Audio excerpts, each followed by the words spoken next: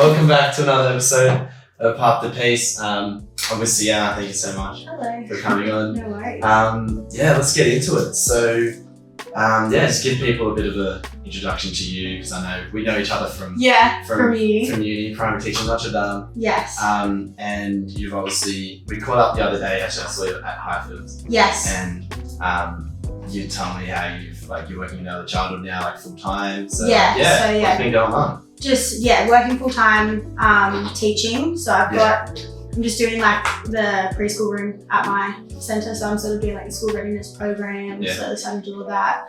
Got a few special needs kids in the class. So I'm like learning how to adapt school readiness programs to special needs kids and how to so they're all it's all equal. Yeah. So they're not kind of like, they can't fall behind, I guess. Yeah, so it's easy, like they can understand it and it's in their own personal way rather than them going, like looking at it and going, I have no idea what's going on. Yeah. They're sort of just like, okay, cool, I can understand this a bit more.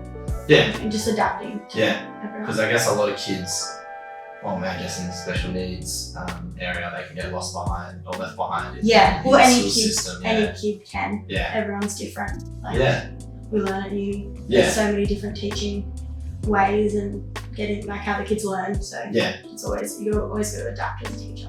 You have to because I'm actually interested in this personally, because I'm obviously doing teaching as well. But how is it adapting to speaking to kids at that age as well? Because their vocabulary obviously isn't at a good level, at an amazing level. But how is the communication? I guess because they're sponges. Challenge. They understand everything. Really? You can just have a proper conversation with them. They'll be stuttering, they'll be mumbling, they'll say words wrong, but they understand what you're saying, and it's, I don't know, it's just a common thing. You just know. Yeah. It's just instinct that you know. With kids, you can just have a conversation with them and you know what they're talking about. Yeah, right. It's just, I don't know, it's weird how it works. Yeah, right, fair enough. Well, and I guess you mentioned to me that you want to talk about how learning to find yourself and friendship groups, I guess, in your 20s. So how has that been? I know it's been a bit of an up and down. It's a roller coaster. It's a roller coaster. Yeah. Definitely a roller coaster. Yeah, and I definitely admire your persistence through everything, but how is that being, I guess, learning to find yourself with your career and with friendships and that? I think it took me a while to really know what I needed to be surrounded by, people-wise. Yeah. In high school, I had friends and I thought I was their friend, but I was just a room filler pretty much with them. I was never in the crowd. I was just someone there. And then as I got older, started going out more, met different crowds of people. I was hanging out with people that I thought were my friends, but they just it took me probably about 2 years to realize that they were very toxic, and the way that they spoke to me, the way that I was always the last resort. I was never the first choice. So it'd be a night out and they'd be oh, no one's free, let's just call Sienna. And it was just always that. It was never oh, I want to go out, let's call Sienna. It's oh, no one else can go out, let's just call her.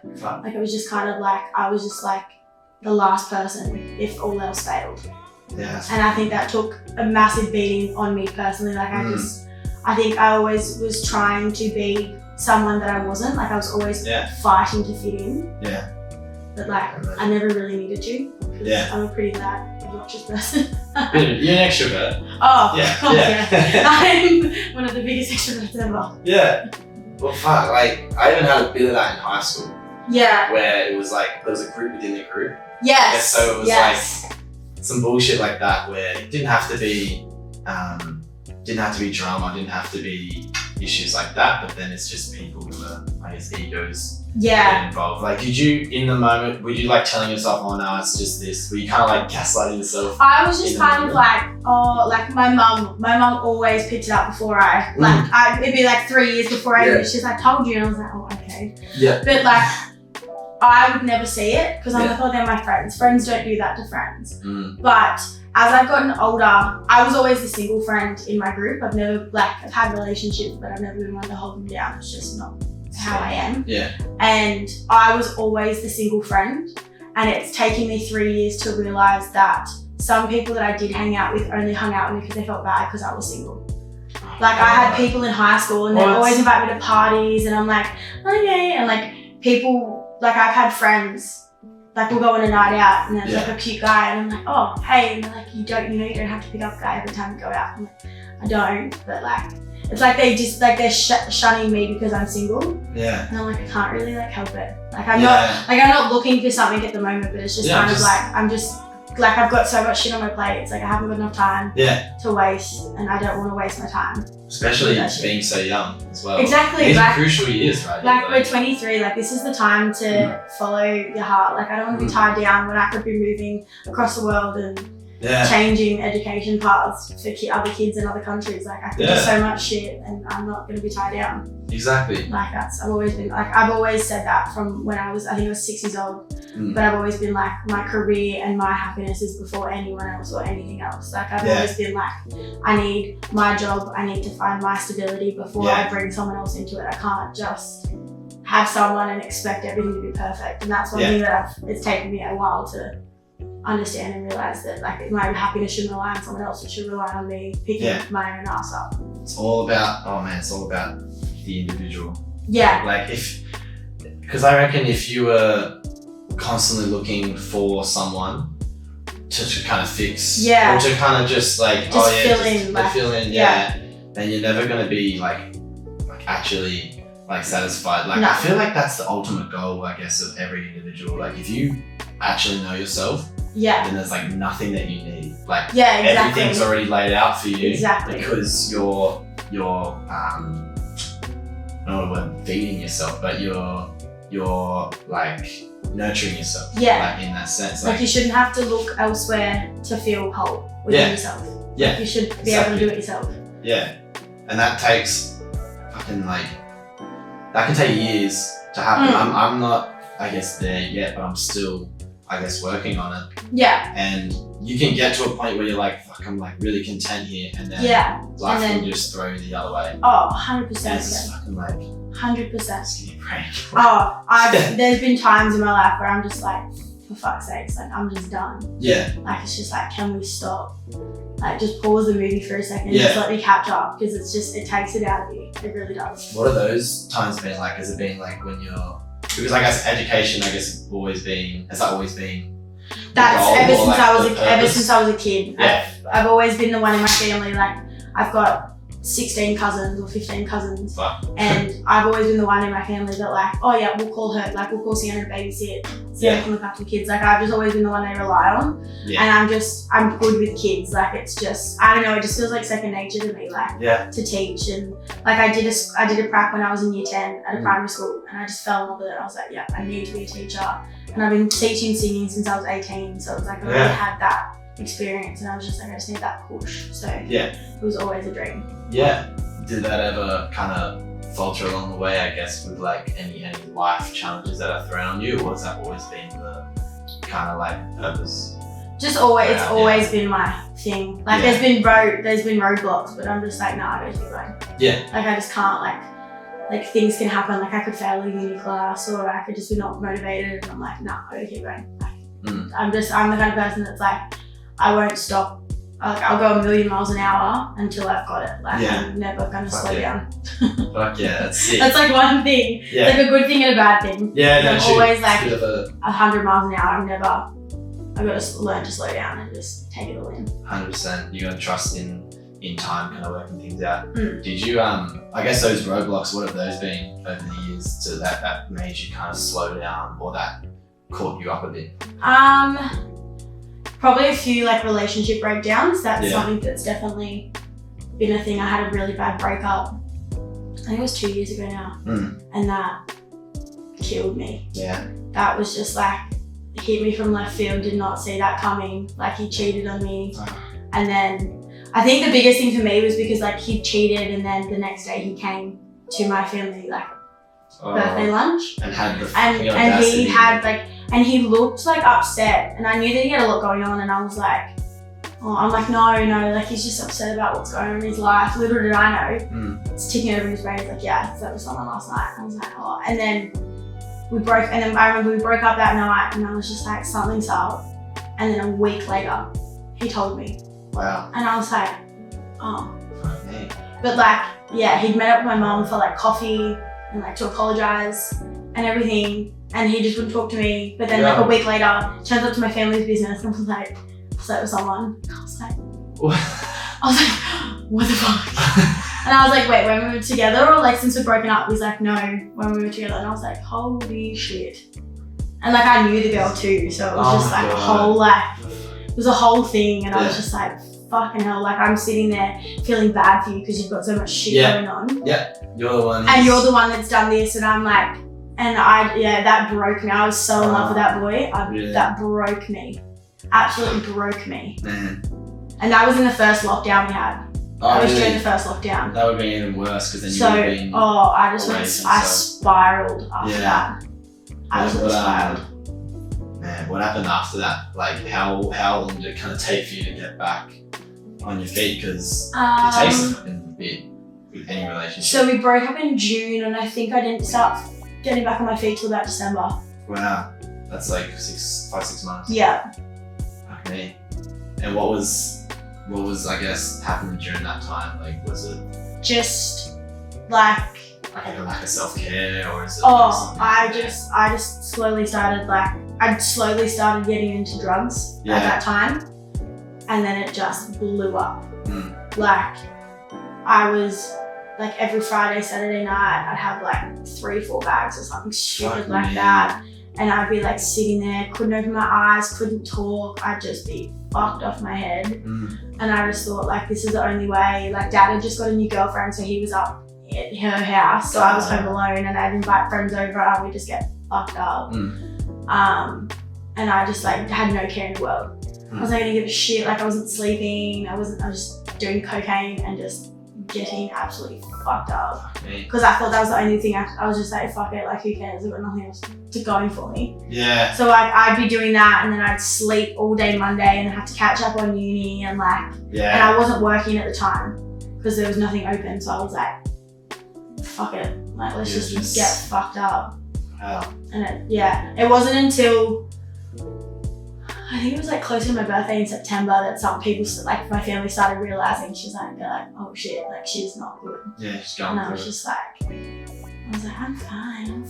But like, I've like looked back and like there's videos of me, and I'll be like sitting at the table, like can't keep my eyes open, trying to like roll a note, and I'm like my head's down. Really? Like it was fucked. It was so bad. Holy shit. It was so bad.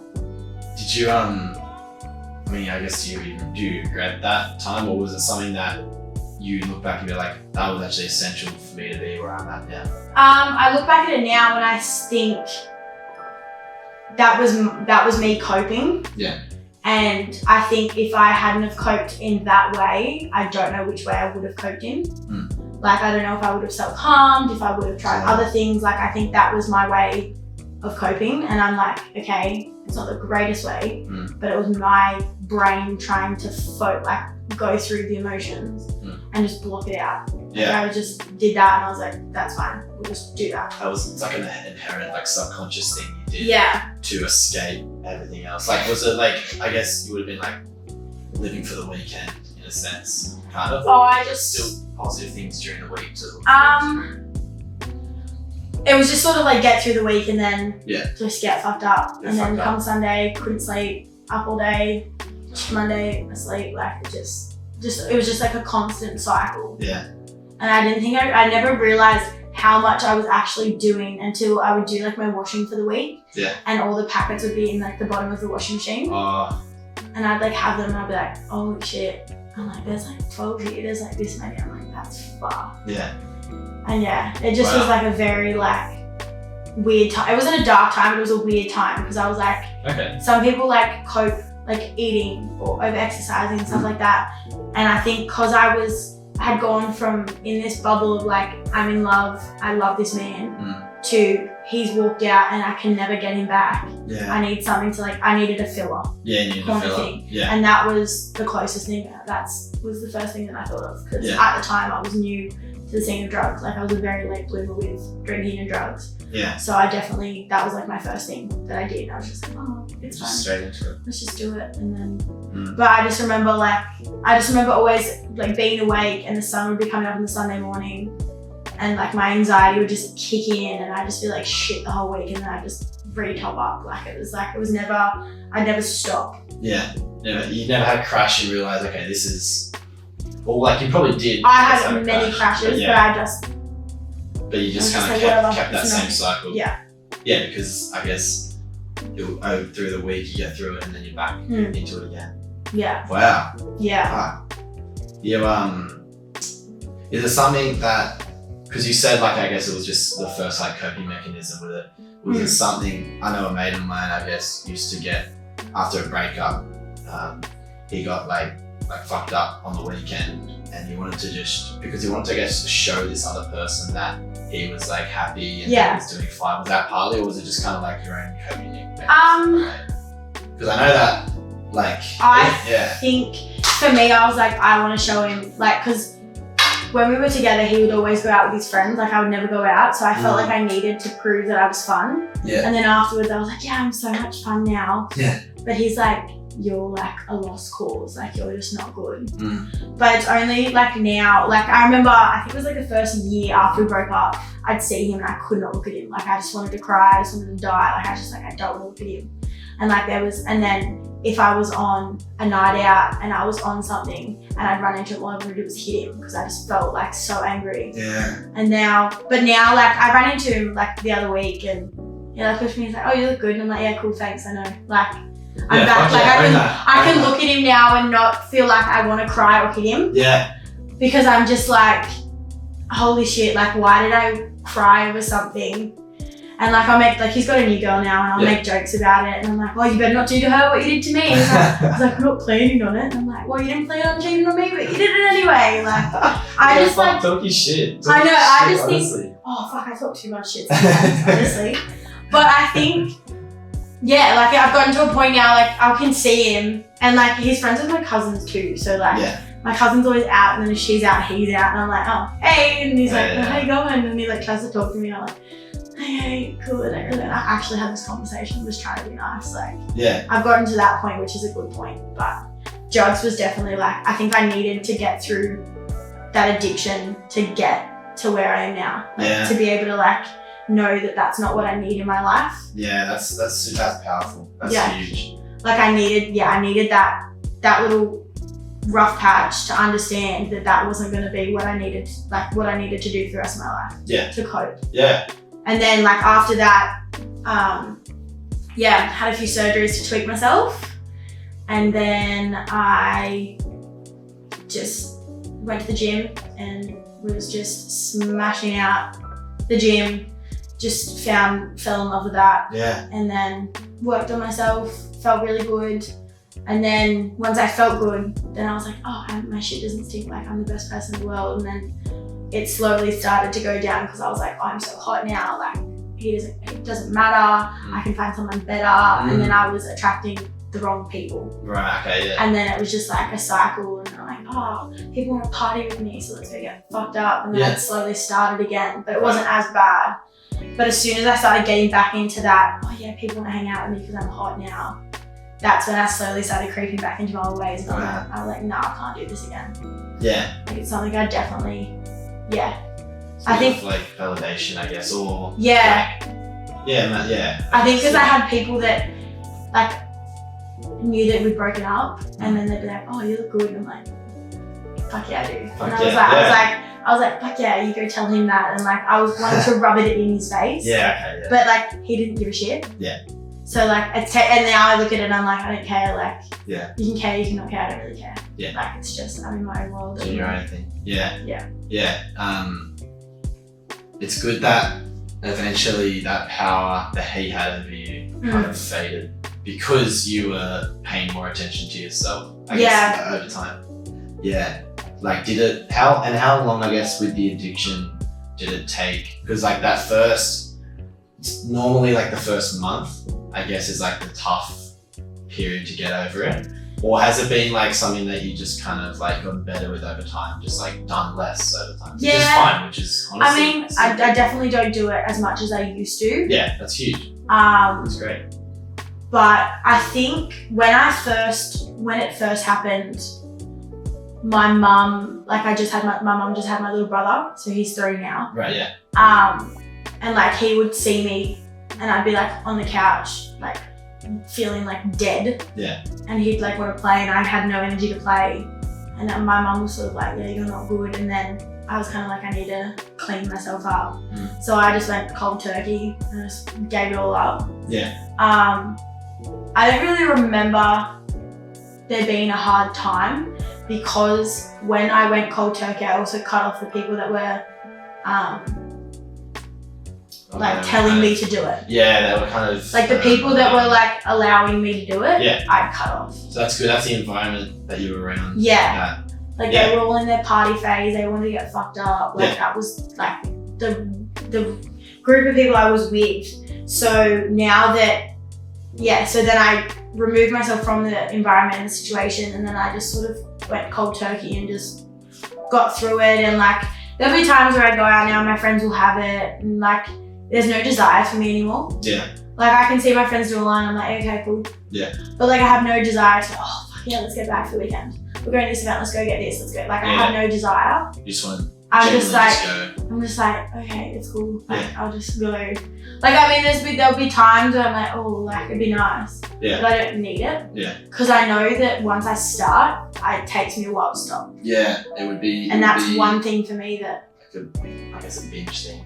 Yeah. Just like, That's one thing that I definitely like.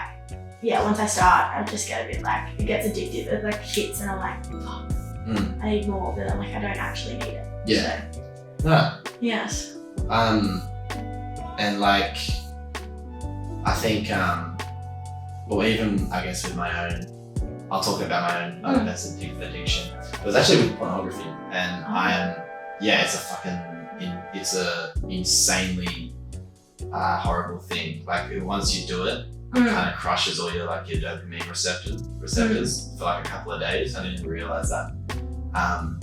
And then for the first month for me, it was fucking horrible. Like it was so hard to like get past that. And you were talking about the environment, like the friends that you're with, the toxic people. There's a book I'm reading, which I definitely recommend, even just in general. It's Atomic Habits, talking about how to I guess break bad habits and form good ones. And there's a specific power to changing the environment in which you're operating in. Yeah. And so that's huge. Like you weren't with those people who I guess encouraged that like sort of behavior. Yeah. And then out of that you're like, oh wow, I realized that probably wasn't like the best environment for me to be. So, yeah. That's huge. It took a while, but that's the thing, like the enablers that you have around you.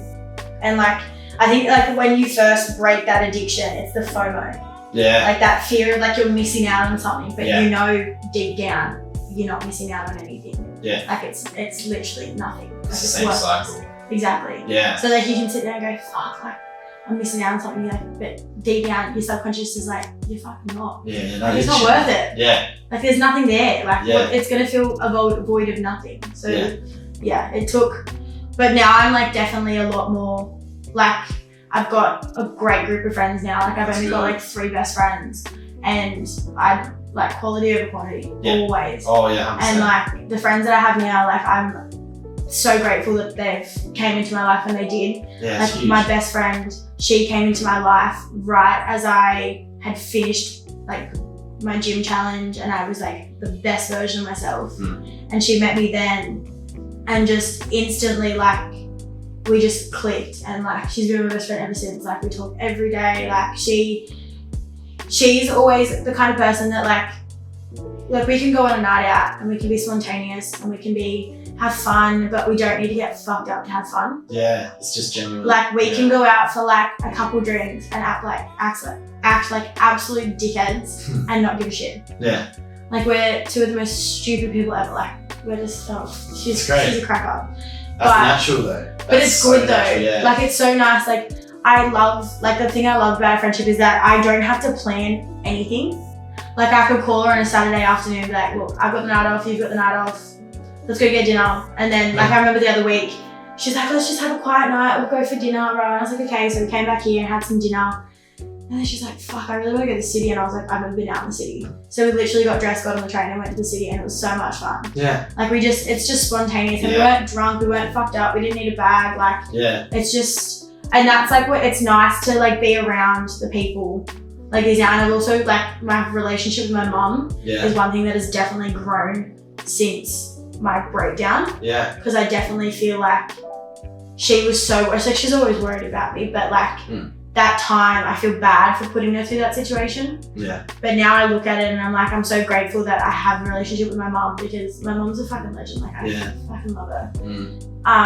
And she like got me through it just by, she didn't like, was like, I went through therapy and I did all that, but she was just there. Yeah. Like I didn't always have to talk to her, I didn't have to like vent to her, but she was just there. Yeah. So it was like, I always had that backbone helping me through it, which is good. Yeah, that's huge.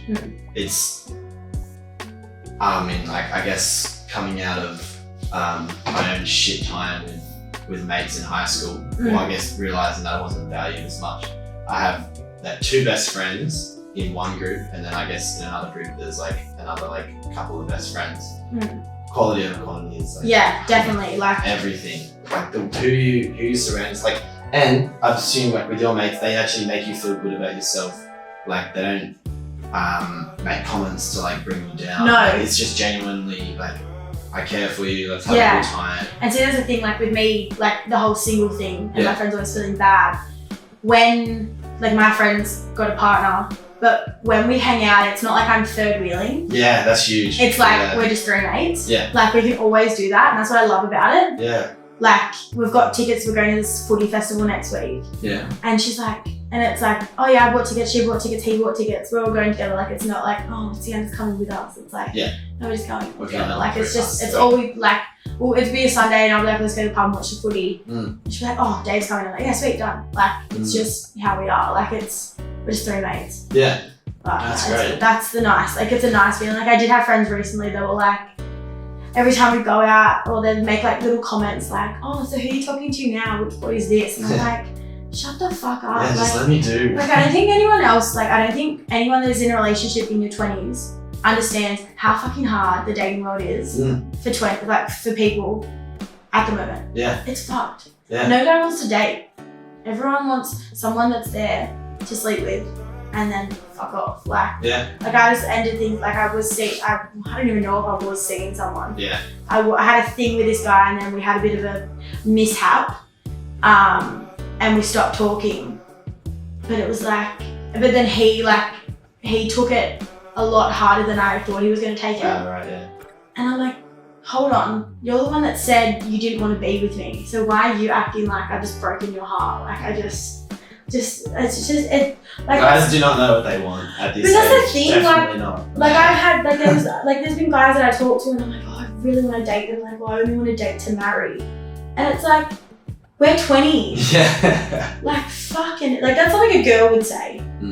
But I think this year I've always said like, I'm not looking to date someone to see where it goes in 10 years. I'm dating to feel what I feel now. Yeah, if I'm in love in the moment and I'm loving life at the moment, I want to like lap that up as much as I can. I don't want to think about, oh, in 10 years we might be together, we might not be together, we might have to keep, like, I don't want to think about that shit. Yeah. I want to think about if I like you now and things are good now, I just want to like soak that all up. I don't want to think about the future. Yeah. And that's one thing that I think boys always like, oh, I can't break a girl's heart. I can't go to marry them, go to date them. Like fucking hell. Like I'm not asking you to like first date, take me on the first date, second date, engage, third date, we're talking about where we're gonna raise our kids. Like I don't. It's not so linear. Like, it's not so like people make it out. Strict. People make it out like it's this big bad world, and it's like, fuck, just date someone if you like them, and if you don't, see you later. Like it's not a big deal. Like that's one thing I hate like about it. It's just everyone makes it such a big deal. And it's like, if it feels good in the moment, why waste it? Yeah. And do you feel like there's pressure to be dating at this age and be like, to be locked down for the future? Because I feel like certain people could put pressure, or even societal pressures, to be like, oh, you need to be dating someone by this age and need to be in an apartment by this age. And all this shit. Just I think kind of dumb. there is a few people Yeah. like at my age that are now getting engaged, buying houses and all of that stuff. I know. 23. Fuck. I know. I like see it and I'm like, fuck me, Dad. I'm good. I'm like, holy shit. But like, and like people Different have paths. babies and stuff, and I'm like, that's good for you, but like I don't want to be engaged. We're on different paths, man. Don't need to be conditioned into No, but like doing what's- there's so like I see so many people getting engaged, and like I look at it at first and I'm like, oh, that'd be nice. Then I'm like, I'm 23. Yeah. Like it was only 5 years ago that I turned 18 and I like left school. Like it's not that long ago. Yeah. Like I'm still a child. Still figuring things out. Yeah. So yeah, like it's definitely a weird world at the moment. Like you're at that age where like either people are getting married, engaged, buying houses, having babies. Fuck. Like my mum just had another baby. Right, so I've got a 3-month-old sister, and I had a few people from high school like, oh my god, you finally had a baby, and I'm like, No. not my kid. I'm not there yet. I'm so not there. Like yeah, I'm Finally, so, you're 23. I know. That's so fucked. I know, but it's just like, and some people are like, oh my god, like you had a baby. I'm like, that's my sister. Yeah. And they're like, what the fuck? I'm like, yes, it's 23, it's between us. Yeah. I get that. But yeah, no, I'm not so not there yet. Like, Yeah. I'm just loving, like, I love, like, I'll get up, go to the gym, go to work, come home, cook dinner, watch TV, go to bed. Like, I haven't got any responsibilities. Yeah. Besides keeping myself alive. Yeah. And that's all that matters to me at the moment. Like, I don't need a baby. Yeah. Like, I look at babies and I'm so cute, and I'm like, you can give them back. Yeah. That's one thing I love about my job as well. Like, there's heaps of babies and kids, and I'm like, I love hanging out with them all day. And then mum comes picks up, I'm like, okay, bye. Yeah, so yeah, I I want to don't deal with need the to other do shit. that, like- Yeah. Yeah, but I mean, like, everyone's different, but I just think it's a very weird world. Like, either no one wants to date you, they want friends with benefits, or they're engaged and buying houses. Like, it's like there's no middle. Yeah. No one's like, people say they're out there looking, but no one's looking for anything serious. Yeah. But I think, yeah, like the few lockdowns that we've had, I think that for me personally, that really shook my dating life, because I am an extrovert. Yeah. And going out and being social is probably one of the biggest things that makes me thrive, and like meeting people. Like, I mean, you've seen me at uni. Like, Yeah. Pretty, like I walk into a classroom, I'm like, so motherfucking Yeah. like, I don't care. And like, I think going through those 2 lockdowns, it definitely took me like, I think the first month of the lockdown we had last year really shook me. Yeah. Because I was like, fuck, all my friends are living with their partners. Mm. Our like family business is like going, like it's just a shit show at the moment. Yeah. And I'm like, I've got no one. What the fuck am I gonna do? And then I slowly started like getting, like, I think lockdown helped me find my relationship with myself again. That's And like bringing it in. Yeah. So I think that like slowly started to build my introvert side and like pull the extrovert back a little bit. Yeah. Which is good. Which I really like. I love lockdown. I loved it. Yeah. I look back at it now and I'm like, oh my god, I loved it. Like getting up every day, seeing my friends, going for a coffee, going for a walk, going home, spending time with my family, like going to work, like just doing things that I knew were feeding my soul correctly. Yeah. And they weren't like making me feel like shit. Yeah. I didn't even drink the whole of lockdown. I think I drank like twice because my birthday was in lockdown. That's good. But Because I mean, you didn't feel the need to, I guess. No. Or, like you were just like, I'm just doing. But I was feels kind in of flow. like my mum was pregnant. I had a 3-year-old brother, a 14-year-old sister, and my stepdad who barely drinks. And I was like, I'm not gonna sit in my room and drink by myself. Yeah. Like, Exactly. like I think I did a Zoom call one night with my friends, and they were drinking with their partners, and I'm sitting in bed with like this long neck of like margaritas, and my mum walked in, she's like, what the fuck are you doing? I was like, nothing. And like I had this look, I just looked like the biggest algo, but like it was just funny. Yeah. But yeah, no, I loved lockdown because it just made me realise that like I'm getting there. Yeah. Like from everything that I've been through in life, like I'm slowly getting there. Fuck yeah. I had someone interview me on the Southern Shire radio, and she asked me, we were talking about the effect of lockdown on like the youth. And like, yeah, I think it's been fucking horrible. Yeah. I've heard some horror stories, but I think it's actually forced us to be more independently happy or content. Like learning to be okay just in the room that you're in. Yeah. Is like fucking huge. Like learning to exercise at home and like making food yourself and having your own source of entertainment. Yeah. There's a even like my mentor that I'm still seeing, he was talking to me about there's like honestly 6 areas that you need to follow or that you need to nurture in your life, and it's your digestive system, cardiovascular, respiratory system, endocrine. Oh my god, I'm forgetting the other ones. Basically, 6 systems that you work on, because as you change yourself inside, you see the world externally in a different light, and that's what I can definitely see with you. The more that you've learned to work on yourself and actually do what feels good in relationships, and like with exercise and like smashing it at the gym. As you learn to work on these areas, you're like, these external problems aren't as bad as they seem, or I just weren't looking at them the right way, because internally I was deficient in this area, or I was deficient in that area.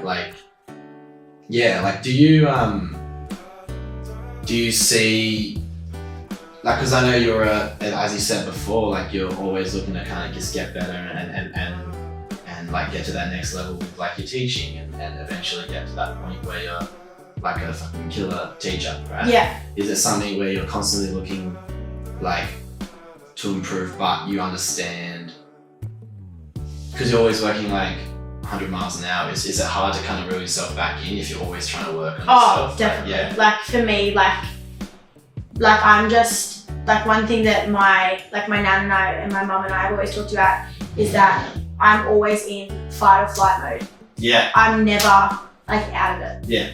I'm either fighting to keep up with my life, fighting to keep myself awake, because I'm always tired. Yeah, okay. Or I never slow down. Yeah. And I think like in lockdown I did, and then it was good, and then we started slowly getting out. I remember my first night out after lockdown, I felt like a shy little girl. I was like, oh my god, there's people, I have to say hi to people. Yeah. And like I had to I can talk to people. Yeah. But when it comes to like getting to know someone or like meeting someone, I'm like, holy shit, like I'm very scared. Like I can meet a random stranger on a night out and have a great conversation and feel really good. See a cute boy on a night out, oh, no. I'm like, all social skills. They're like, hi, and I'm like, But like my thing is when I do that, my fight mode is being sassy, which is a nickname that I earned in high school. Like everyone just calls me the sass. Like it's stuff. Yeah. And everyone thinks I'm an asshole all the time. I'm like, I'm actually not. I'm actually a nice person.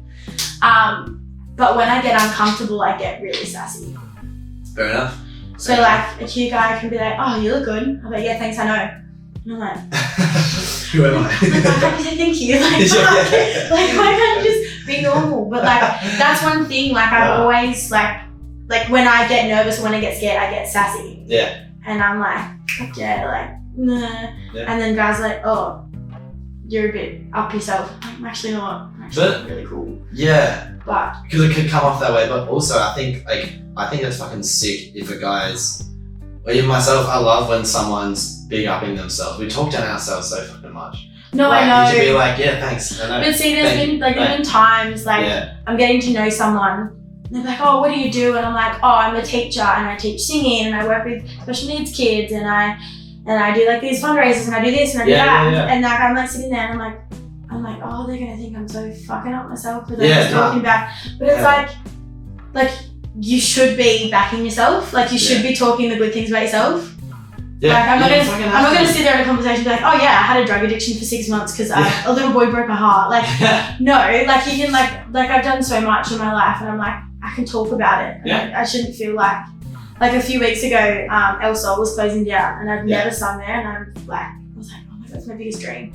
And there was a band there and I went up to them and I was like, I want to sing with you guys. Like closing out, I want to sing with you guys. And they got me up there and it was the Professor Groove and the Booty Affair. So like Touch Sensitive. Sick name. So Touch Sensitive was in the band. Yeah. And they got my number and they're like, next time we're recording, we're gonna get you on the CD and like we're gonna get you on the track. And I was like, oh shit, yeah. And I'm like, I did that because I put myself out there and the whole night and everyone was like, you fucking sang it. I was like, fuck, I did. I fucking got up there and sang, and like it took me a while, and some people were like, oh cool, you sang, and I'm like, but like I've never sung in that situation, like in that environment. So I was like, this is kind of sick. Like I'm just lapping it up, sort of thing. Like at the time, but yeah, like I think the biggest thing you gotta do is just like no one can sit there and go, oh, like you're talking so much about yourself, because like I think the shit that we've been through the past 2 years, like talk about the good shit you've done, like you've been through. Like what does everyone hear? Oh, in lockdown, like you fucking learned how to make banana bread. Good on you. Talk about it. Fuck yeah. Own that. Like exactly, like oh you did paint and sips on Zoom, or learned to do yoga. Like just talk about the shit that you've done. Like the past 2 years, in like especially for like people in their 20s and like late teens, it's been robbed from us. It's been robbed from our social lives. It's been robbed. Like we've been robbed of social lives. We've been robbed from getting to meet people, getting to know people. Like people have had to learn how to talk on social media again. Yeah. And like that's so frightening, because you're sitting there like, because like I remember like meeting people on Tinder when we were in lockdown, and I'm like, oh my god, what if they like think I'm a weirdo and they're screenshotting these messages and sending them to their friends? And I'm just like, oh yeah. Like, and I was like, oh, actually I don't really give a shit. Yeah. Because like, I mean, everyone knows everyone in the Shire. So I was like, oh no, she's actually a cool chick. Like if they saw it, sort of thing. So, but yeah, like I think the past 2 years have been robbed from us, and that's one thing that I think now is the time for us to just get out there, like, and just live in the moment. Like if we want to be with someone, be with someone. If we want to get a new job, get a new job. If you want to move out. Like if you want to do shit, just fucking do it. Yeah. Like the past 2 years, we've just been in a bubble of trying to find ourselves. Now's the time to just do it. Yeah. Like that's the thing. Like that's one thing that I'm definitely working on this year, is like just fucking do it. Yeah. Just get it done. Yeah, I wish I was sponsored by Nike so I could put that on. I think my trainer always says that. Like, just fucking get it done. I'm like, okay, I'll get it done. Yeah. Like, just get it done. Yeah. Just do it and just get it done. Because there's too much. I love that, and I'm gonna clip this because this is really important. Fuck yeah, because there's so much that you get held back from, I guess, societal pressures and also yourself, but man, it feels so good to just genuinely be living for yourself. And genuinely be fueling yourself like every single day. Yeah. And yeah, that's amazing. I love that. Yeah. You mentioned, and also I guess with being proud of what you're doing. Yeah. Fuck yeah. So many of us, at the youth committed suicide over these past couple of years. Yes. Let's be proud of the fact that we're still here. Exactly. And let's not make their deaths be in vain. No. You know, let's fucking be proud of that shit. That like depression and anxiety is like a massive battle. Like I battle with it myself. Like, and I look back and like I remember like times like when I was like before I was medicated, when I was like really early in high school. Yeah. I just fucking like there would be times where I hated life. Yeah. And I just would like, I remember like I'd scream at my mum just because I just, like my head was like, you hate yourself, but like my body was like, why? Yeah. It was just this constant battle.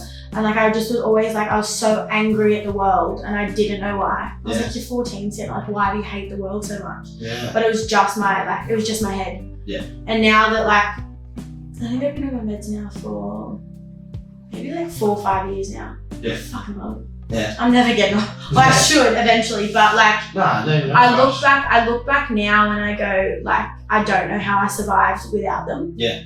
Because like I can be in situations, and if like when I was like I could be having a conversation with someone and they'd be having a go at me, and like I would instantly like get enraged and just fight back. Yeah. Like that was always me. But now that I'm like, I know how my head is working. It's like someone could be, I'm like, okay, cool. I understand where you're coming from. Like I can process it better. Yeah. So like I'm not always aggressive, which is like a really nice feeling. Yeah. But yeah, I think we've all the past 2 years, like our heads, our hearts, everything has been jumbled. Yeah. And I think good on you for getting through it. Cause like, I mean, everyone's got their own personal battle with depression. You're probably depressed about how you look, how you talk, how you act, how you do anything in life. But you've really got to just look at yourself and go, you fucking like, take it a day at a time, take it a month at a time. Like, you just gotta do it. And see, I'm saying all the advice that my mum and my nan give to me that I never take. Yeah. But like, you just gotta just slowly get through it and like talk, and like there's so many outlets like therapy. I fucking love therapy. Yeah. It's the Therapy's best. amazing. I fucking love it. It's Like, liberating. it's just nice. Like, you're sitting there and you're just talking. Like, you Yeah. don't have to hold anything back. You don't have to censor anything. You can just talk freely. And the person, they're just listening. They're not sitting there, they're not judging. They're just listening. And that's just like the nicest feeling, to like be able to just vent. Yeah. And not feel like you're gonna get a reaction back. Yeah. Like, it's very nice. It's exactly what you were saying about getting right with yourself internally, because that improves how you respond to external things. I want to talk about the fundraising. Yes. Like fundraising, you're a breast cancer Yes. awareness activist. Yes. And it's, not the word hereditary, but it's like, it's in your genes, I guess. So we've got, I can't remember what it's called, but there's like the BRCA gene and then there's like another gene. Yeah. And it's very common in my family, my female side of the family. And like ovarian cancer is as well. And so my grandmother's sister, my great auntie, she had breast cancer and she fought it. And growing up, I knew a few primary school friends, their mums had it, and I've seen a lot of people around me, like my dad's ex-girlfriend had it, and I've seen like a lot of people around had it. And it's always been a thing, because I'm like, you're a girl, like girls are told like breasts are pretty much what makes you a female sort of thing. And it's one thing that I'm like I think women that have to go through mastectomies and stuff, like it's a big deal, because it's like it feels like it's taking away your womanhood. And so I think I'm always like, I just want to like liberate women. Like I'm just always the kind of person, like if there's a way that I can help, I'm gonna help. Yeah. Like I'm gonna do my thing. That's the attitude. And I think I started it in the first lockdown. So I do it's called Girls Go Pink, my little campaign fundraiser thing. Yeah. And I did the first one online. I did a Zoom trivia night, which was awesome. I think I raised like $6,000 that first year. Yeah. And then last year, I was like, fuck it, I'm just gonna go for it and just have like a proper full benefit day. Yeah. We raised like $12,000, I think it was, so I've doubled it. But like the leader came and did an article, like I got a letter from Scott Morrison. That was Let's go, man. full left. I was like, my dad's like, oh, you got a letter from Parliament. I was like, the fuck do I have a letter from Parliament for? And I was reading it, and apparently, Mark Speakman brought it up in Parliament that I did it, and I was like, fuck, okay. That's amazing. I didn't think I was like, oh, I'm like everyone knows me. Like my parents have a cafe in Vanilla, everyone knows me from that. People know me from school. I have like a lot of mutual friends, and so I was just like, oh, okay, I'm just a nobody. But I don't actually realize how many people actually fucking know me. Yeah, that's huge. Because I'm just like, oh, but like it was like the best day ever. Like I made a speech. I had a few like women come and do speeches. I had a few guests of honor. So I had my dad's ex-girlfriend, who I'm very close with still. She had breast cancer, and I invited her as my guest of honor. I had a few other ladies who were survivors. I had a lady that was in remission from it. I think she's at 12 months now, so I'm very proud of her. But it was just like being surrounded by, like my mum was there, my grandmother was there, all her friends were there, my best friends were there.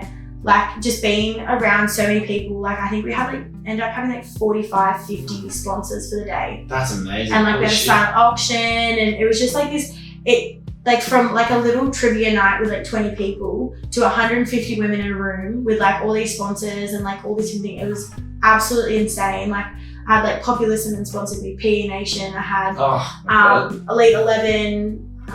Like all these big named local brands, like everything. It was this massive thing, and I was like, holy shit, like people are actually like backing me on this. Yeah.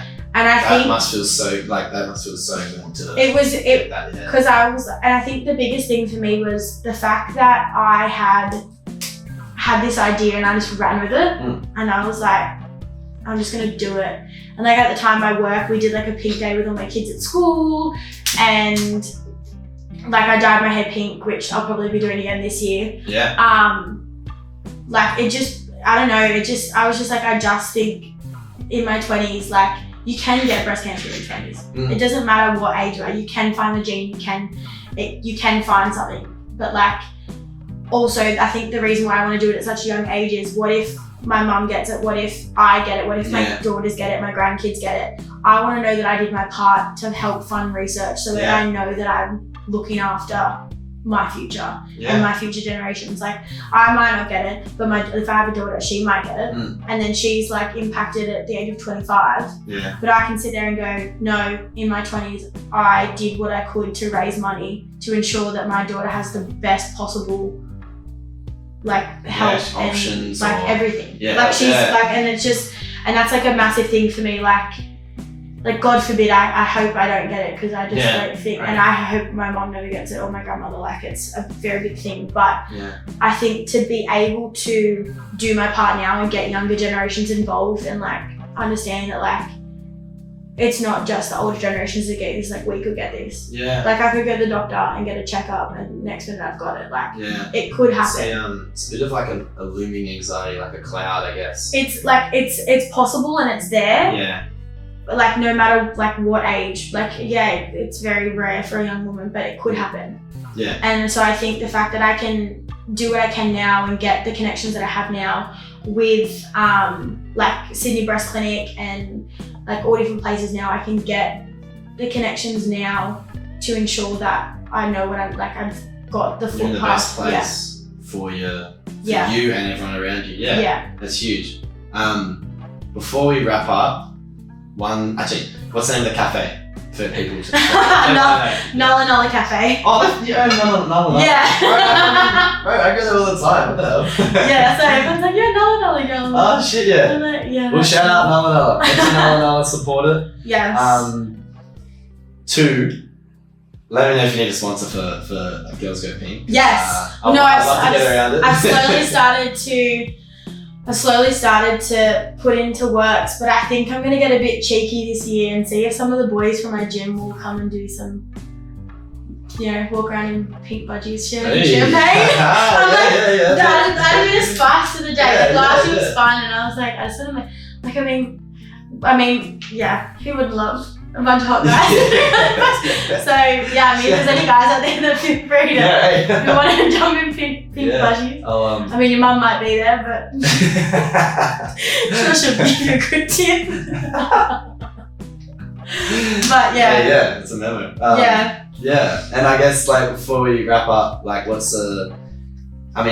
going on about just doing it, just kind of breaking out of the mind and just getting your body to just do the things that you inherently wanting to do. But what's I guess the main advice you want to give to anyone who's in a similar position as yourself, or who was in a similar position as yourself, as with all the anxieties of life, all the things that get you down, all the pressing times, I guess, what's some sort of advice you can think of? Just know that you're on the right path and you're flat.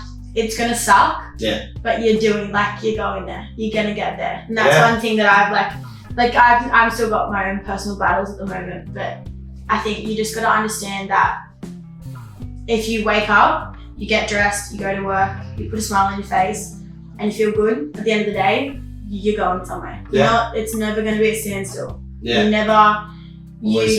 always moving forward. Like, people can say 2 steps forward, 1 step back, but I don't think it's like that. I think it's more, there is a you're on your way, just take it a day. Like, all you gotta do is just get up. Just get up and just get it done. Let's go. And even the shit times, they're all part of the path. They're all part of the process. They're actually, you learn from them. Probably. Biggest lessons in life. Biggest lessons. The shit times, man. Fuck yeah. Well, this is great. Thank you so much for coming on. No worries. Thank you for listening, watching. Really appreciate it, and let me know if you want to come on and have a chat. As you can see, it's pretty casual. There's nothing we're not like, I'm not trying to figure you out. Like, I'm trying. Don't worry, you don't want to. It's too hard. Sweet. Well, you guys have a good day. You have a good day. You too. I gotta head to work now. I got 13 minutes. I can get there. Oh shit, sorry. No, it's fine. I talk too much. No, I love it. No, this has been great. So, sweet. Have a good one.